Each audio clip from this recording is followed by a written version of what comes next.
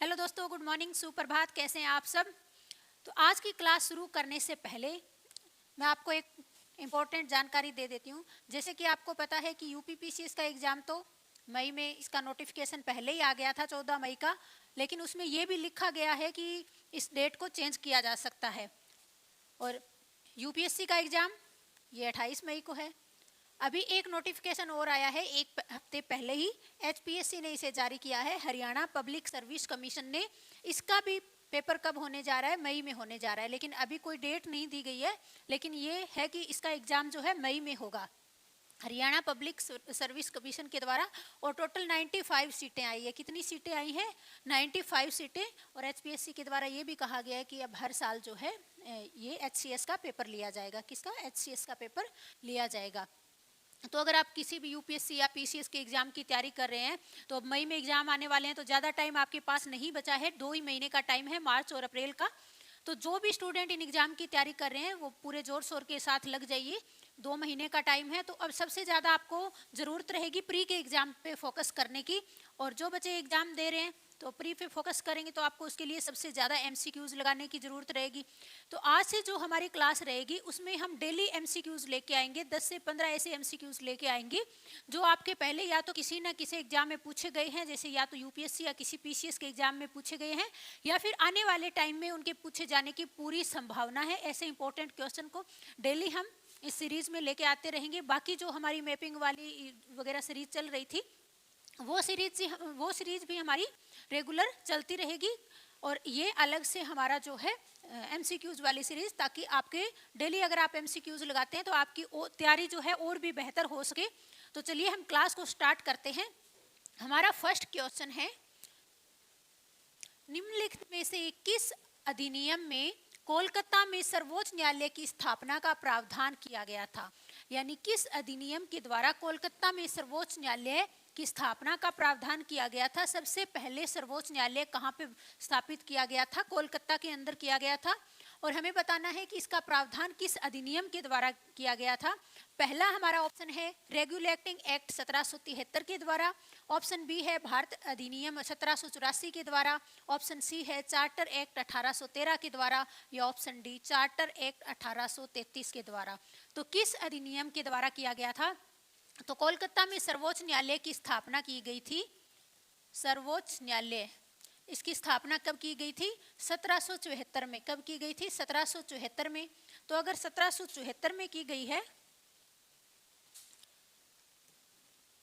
तो ये 3 तो हो ही नहीं सकते, क्योंकि ये सारे एक्ट जो है कब आए हैं? सॉरी, 1774 यहाँ पे लिखना था, बाय मिस्टेक मैंने 1784 लिख दिया है। कब स्थापना की गई थी? 1774 में। तो ये तीनों ही अधिनियम कब आए हैं? 1774 के बाद में आए हैं। भारत अधिनियम 1784, जिसे पिट्स इंडिया एक्ट कहते हैं, और चार्टर एक्ट 1813 या चार्टर एक्ट 1833। तो इसका आंसर क्या हो जाएगा? रेगुलेटिंग एक्ट 1773 के द्वारा सर्वोच्च न्यायालय की स्थापना कोलकाता में की गई थी। इसके साथ ही एक प्रावधान और था इसमें कि जो बंगाल के गवर्नर थे उन्हें बंगाल का गवर्नर जनरल बना दिया गया था। क्या बना दिया गया था? Governor general. और पहले गवर्नर जनरल बंगाल के कौन थे? Warren Hastings. कौन हो जाएंगे? वॉरेन हेस्टिंग्स बंगाल के पहले गवर्नर जनरल थे। बंगाल के पहले गवर्नर जनरल कौन थे? Warren Hastings. और 1773 के अधिनियम के द्वारा उन्हें बंगाल का गवर्नर जनरल बनाया गया था। उसके बाद है भारत अधिनियम 1784। कौन सा हो जाएगा? भारत अधिनियम 1784। इसे हम क्या कहते हैं? Pitt's India act. इसके द्वारा क्या किया गया था? जो राजनीतिक और व्यापारिक कार्य थे कंपनी के, जो ब्रिटिश कंपनी भारत में राज कर रही थी, उसके राजनीतिक और व्यापारिक कार्यों का पृथक्करण कर दिया गया था। दोनों को अलग अलग कर दिया गया था। किनको? राजनीतिक और व्यापारिक कार्यों को। उसके बाद हमारा है चार्टर एक्ट 1813। कौन सा एक्ट है? Charter act 1813। इसमें क्या प्रावधान थे? तो इसमें प्रावधान किया गया था कि शिक्षा पर सालाना जो है 1 लाख रुपए खर्च किए जाएंगे। शिक्षा पर सालाना 1 लाख रुपए, सालाना 1 लाख रुपए। लेकिन ये तो आपको भी पता है कि ब्रिटिश सरकार के द्वारा शिक्षा पर कितना खर्च किया जाता था। शिक्षा पर सालाना 1 लाख रुपए खर्च किया जाएगा। और इसी एक्ट के द्वारा जो ब्रिटिश कंपनी थी ईस्ट इंडिया कंपनी, उसका जो भारतीय व्यापार है उस पर जो एकाधिपत्य था वो समाप्त कर दिया गया, केवल चाय और चीन के साथ व्यापार को छोड़ के। किसको छोड़ के? चाय और चीन के साथ व्यापार को छोड़ के। बाकी सारा जो एकाधिपत्य था वो समाप्त कर दिया गया, केवल चाय और चीन के साथ जो व्यापार होता था उसी पर कंपनी का एकाधिपत्य रह गया था। उसके बाद है चार्टर एक्ट 1833। कौन सा हो जाएगा? Charter act 1833। इसके द्वारा क्या किया गया था? जो बंगाल के गवर्नर जनरल थे इन्हें भारत का गवर्नर जनरल बना दिया गया। भारत का गवर्नर जनरल। और भारत के पहले गवर्नर जनरल कौन थे? William Bentinck. तो कौन हो जाएंगे? William Bentinck. भारत के पहले governor general William Bentinck. Clear हो गया यहाँ तक अच्छे से? देखिए, अगर कोई भी क्वेश्चन आप कर रहे हैं, अगर खुद से भी टेस्ट सीरीज वगैरह लगाते हैं, तो ये नहीं कि आपको जो क्वेश्चन दिया गया है उसका आप आंसर निकाल लेते हैं और आपका क्वेश्चन हो गया। तो जरूरी नहीं है कि आपसे यही क्वेश्चन आगे परीक्षा में पूछा जाएगा। आपको चारों ऑप्शन का अच्छे से निचोड़ निकाल लेना है। पहले जैसे हमने देखा 1773 वाला इसका आंसर है, लेकिन बाकी जो तीनों दिए हैं इनके बारे में भी हमें अच्छे से जानकारी जुटा लेनी है, तभी आप परीक्षा की अच्छे से तैयारी कर पाओगे। तो हमें चारों ऑप्शन का इस तरह से अच्छे से निचोड़ निकाल लेना है, तो आपको ये तैयारी जो है और बहुत ही अच्छे ढंग से, बेहतर ढंग से आपकी तैयारी हो जाएगी। अगर आपसे कुछ भी परीक्षा में पूछा जाता है, इन तीनों ऑप्शन के बारे में भी पूछ लिया जाता है, तो आपका अच्छे से कवर हो जाएगा। तो चलिए हम नेक्स्ट क्वेश्चन की ओर बढ़ते हैं। सेकंड क्वेश्चन हमारा है, निम्नलिखित में से किस एक अधिनियम द्वारा भारत में संघीय न्यायालय की स्थापना की गई थी? पिछले क्वेश्चन में हमसे पूछा गया था कोलकाता में सर्वोच्च न्यायालय की स्थापना किस अधिनियम के द्वारा की गई थी, लेकिन यहाँ हमसे पूछा जा रहा है संघीय न्यायालय। तो आपको दोनों में अच्छे से ध्यान रखना है कि क्वेश्चन में पूछा क्या जा रहा है। अगला ऑप्शन नंबर ए हमारा हो जाएगा भारत परिषद अधिनियम 1861 के द्वारा। दूसरा हमारा हो जाएगा भारत सरकार अधिनियम 1909, जिसे क्या कहा जाता है? मार्ले मिंटो सुधार भी कहा जाता है, 1909 के अधिनियम के द्वारा। और भारत सरकार अधिनियम 1919, इसे क्या कहा जाता है? मोंटेग्यू चेम्सफोर्ड सुधार। उसके बाद हो जाएगा भारत सरकार अधिनियम 1935। तो किसके द्वारा संघीय न्यायालय की स्थापना की गई थी? तो भारत में संघीय न्यायालय की स्थापना कब हुई थी? 1937 में। कब हुई थी? 1937 में। तो इसका सही आंसर क्या हो जाएगा? ऑप्शन नंबर डी, यानी भारत सरकार अधिनियम 1935 के द्वारा भारत में संघीय न्यायालय की स्थापना की गई थी। 1773 के एक्ट के द्वारा सर्वोच्च न्यायालय की स्थापना कोलकाता में की गई थी और 1935 के अधिनियम के द्वारा संघीय न्यायालय की स्थापना की गई थी। चलिए आगे बढ़ते हैं। नेक्स्ट हमारा क्वेश्चन है, केंद्र में द्वैध शासन किस अधिनियम के अंतर्गत स्थापित किया गया था? देखिए, यहाँ पे आपको दो चीजें अच्छे से ध्यान रखनी है। एक आपसे पूछा जा सकता है केंद्र में द्वैध शासन कहाँ पे? केंद्र में। और दूसरा आपसे पूछा जा सकता है प्रांत में द्वैध शासन। जो प्रांतों में द्वैध शासन लगाया था वो किस अधिनियम के द्वारा लगाया गया था, और केंद्र में द्वैध शासन किस अधिनियम के द्वारा लगाया गया था? तो ऑप्शन देख लीजिए। ऑप्शन ए है 1909 के अधिनियम के द्वारा, जिसे मैंने अभी बताया था मार्ले मिंटो सुधार के नाम से भी हम जानते हैं। ऑप्शन बी है भारत सरकार अधिनियम 1919 के द्वारा। ऑप्शन सी है भारत सरकार अधिनियम 1935 के द्वारा, या ऑप्शन डी भारत स्वतंत्रता अधिनियम 1947 के द्वारा। तो प्रांतों में द्वैध शासन कब लगा था? 1919 के अधिनियम के द्वारा। 1919 के अधिनियम के द्वारा प्रांतों में द्वैध शासन लगाया गया था, और उसे बाद में हटाया कब गया? 1935 के अधिनियम के द्वारा, और उसे हटा के क्या कर दिया गया? केंद्र में द्वैध शासन लगा दिया गया।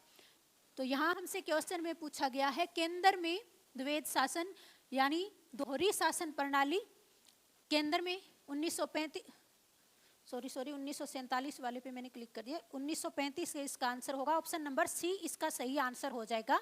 भारत सरकार अधिनियम 1935 के द्वारा केंद्र में द्वैध शासन लगाया गया और प्रांतों में जो द्वैध शासन था उसे हटा दिया गया। प्रांतों में द्वैध शासन 1919 में लगाया गया था। 1919 में प्रांतों में लगाया गया था और इसे 1935 में हटा के केंद्र में द्वैध शासन लगा दिया गया। तो ऑप्शन नंबर सी इसका सही आंसर हो जाएगा, भारत सरकार अधिनियम 1935 के द्वारा। तो चलिए नेक्स्ट क्वेश्चन की ओर बढ़ते हैं। क्वेश्चन नंबर 5 हमारा हो जाएगा, निम्न में से कौन कैबिनेट मिशन का सदस्य नहीं था? कैबिनेट मिशन भारत में कब आया था? मार्च 1946 में आया था कैबिनेट मिशन, मार्च 1946 में। क्वेश्चन में हमसे पूछा गया है कैबिनेट मिशन का सदस्य कौन नहीं था। आपको ये चीज भी याद ध्यान रखनी है, जब परीक्षा में आप बैठेंगे तो बहुत सारे क्वेश्चन आपके सामने ऐसे आएंगे जिसमें आपसे पूछा जाएगा नहीं था या असत्य था, गलत था, और आप इस चीज का ध्यान नहीं देते और क्वेश्चन आपका गलत हो जाता है। तो अभी अगर आप ज़्यादा से ज़्यादा एमसीक्यूज लगाएंगे तो ये आपकी अच्छे से प्रैक्टिस हो जाएगी। जितनी अच्छे से प्रैक्टिस हो जाएगी परीक्षा में उतनी गलतियां कम करेंगे। तो निम्न में से कौन कैबिनेट मिशन का सदस्य नहीं था? ऑप्शन देख लीजिए, विलियम वुड, ऑप्शन बी है पैथिक लॉरेंस, ऑप्शन सी है स्टेफोर्ड क्रिप्स, ऑप्शन डी है AB Alexander. Cripps cabinet mission का अध्यक्ष कौन था? Stafford Cripps. ये क्या थे? अध्यक्ष थे। स्टेफोर्ड क्रिप्स कैबिनेट मिशन के अध्यक्ष थे।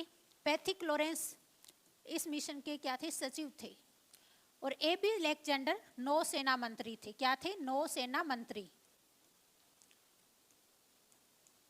लेकिन विलियम वुड इसके सदस्य नहीं थे। कौन नहीं थे? विलियम वुड इसके सदस्य नहीं थे। और हमें यही बताना है कि कौन इसका सदस्य नहीं था, तो ऑप्शन नंबर ए इसका सही आंसर हो जाएगा, विलियम वुड। पैथिक लॉरेंस इसके सचिव थे इस मिशन के, स्टेफोर्ड क्रिप्स इसके अध्यक्ष थे, और एबी अलेक्जेंडर नौसेना मंत्री थे। तो चलिए नेक्स्ट क्वेश्चन देख लेते हैं। भारतीय संविधान सभा का गठन किया गया था। भारत की जो संविधान सभा बन के तैयार हुई थी, जिसे संविधान का निर्माण करना था, तो जो हमारी संविधान सभा थी उसका गठन किस प्रकार किया गया था? किस अधिनियम के द्वारा इसका संविधान सभा का गठन किया गया था? पहला देख लीजिए ऑप्शन, भारत सरकार अधिनियम 1935 के द्वारा। भारत सरकार अधिनियम 1935 के द्वारा। ऑप्शन बी है क्रिप्स योजना 1942 के द्वारा। ऑप्शन सी है कैबिनेट मिशन योजना 1946 के द्वारा, या ऑप्शन डी है भारतीय स्वतंत्रता अधिनियम 1947 के अंतर्गत। तो संविधान सभा का गठन तो 1947 भारत आजाद होने से पहले ही हो गया था, तो ये तो ऑप्शन होगा ही नहीं, 1935 भी नहीं है।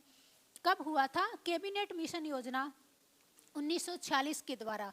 कैबिनेट मिशन योजना 1946 के अंतर्गत क्या किया गया था? संविधान सभा का गठन किया गया था। तो ऑप्शन नंबर सी इसका सही आंसर हो जाएगा। कैबिनेट मिशन योजना 1946 में जो कैबिनेट मिशन आया था उसी के अंतर्गत संविधान सभा का गठन किया गया था। नेक्स्ट क्वेश्चन देख लीजिए, क्वेश्चन नंबर 7 है, 1946 में निर्मित अंतरिम सरकार में कार्यपालिका परिषद के उपसभापति कौन थे? 1946 में जो प्रथम अंतरिम सरकार बन के तैयार हुई थी, उसकी कार्यपालिका परिषद जो थी उसके उपसभापति कौन थे? ध्यान रखिएगा, उपसभापति पूछा गया है। ऑप्शन देख लीजिए, जवाहरलाल नेहरू, ऑप्शन बी है doctor S Radhakrishnan, option C है सी राजगोपालाचारी, या option D doctor Rajendra Prasad. तो उपसभापति जो कार्यपालिका परिषद बन के तैयार हुई थी उसके उपसभापति, सभापति कौन थे? वॉइसरॉय। सभापति वॉइसरॉय को बनाया गया था, लेकिन उपसभापति थे Pandit Jawaharlal Nehru. Option number A इसका सही आंसर हो जाएगा। क्या हो जाएगा? ऑप्शन नंबर ए इसका सही आंसर हो जाएगा। नेक्स्ट देख लीजिए, अगला हमारा क्वेश्चन है, निम्न में से कौन अगस्त 1946 में गठित प्रथम अंतरिम राष्ट्रीय सरकार का सदस्य नहीं था? जो 1946 में प्रथम अंतरिम राष्ट्रीय सरकार थी, जो सरकार बन के तैयार हुई थी 1946 में, उसका सदस्य नहीं था पूछा गया है। तो ऑप्शन ए देख लीजिए, सी राजगोपालाचारी, ऑप्शन बी है डॉक्टर राजेंद्र प्रसाद, ऑप्शन सी है doctor S Radhakrishnan, option D है जगजीवन राम। कौन इसके सदस्य नहीं थे? सी राजगोपालाचारी, ये उस सरकार में शिक्षा मंत्री थे। क्या थे?